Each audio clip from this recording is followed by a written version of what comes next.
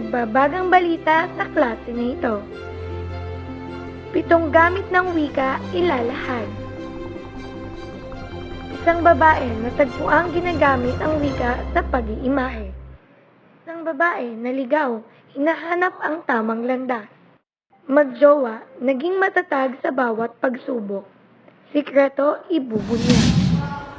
Balita mo, balita niya, balita natin lahat.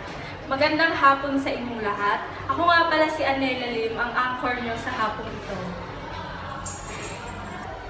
Wika, madaming uri pala.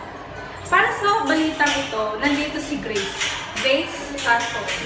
Sinasabi na isang kopong guro sa Crisidas Marinas na may 7 uri ng wika na may iba't ibang gamit. Ito ay ang instrumental, heuristiko, imahinatibo, at marami pang iba. Ito ay nagagamit natin sa pang-araw-araw dahil nakatulong ito sa atin sa pakikipagkomunikasyon at marami pang iba. Balik sa iyo, Anela. Maraming salamat sa balita mo, Grace. Babaeng natagpuan, ginagamit ang wika sa pag-iimahe. Para sa balitang ito, AJ Paso. Maraming salamat, Anela. Mayroon akong nakitang babae na tagpuang nag-iimahe ng mga bagay-bagay gamit ng wika.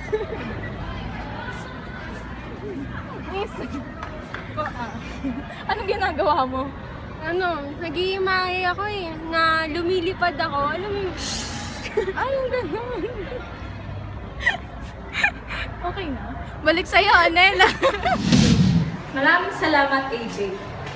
Isang babaeng naliligaw, hinahanap ang tamang landas. Para sa balitang ito, Jong Paso. Isang babae, naliligaw, hindi mahanap ang tamang landas.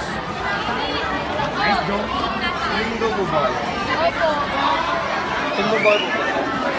Doon lang po sa kantin, hindi ko po makita. Ang laki po kasi dito. Ay, yung kantin, doon lang po yun sa bandang kaliwa. Saan ka po ba doon? Opo. Sige po.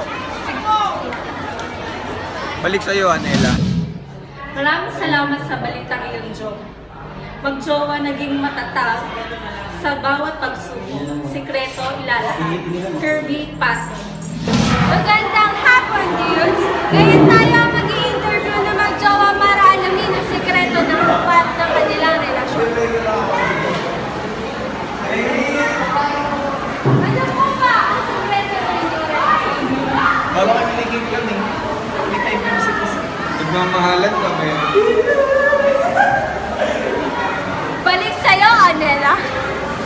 Balita mo? Balita niya, balita natin lahat. Hanggang sa susunod. Sunod.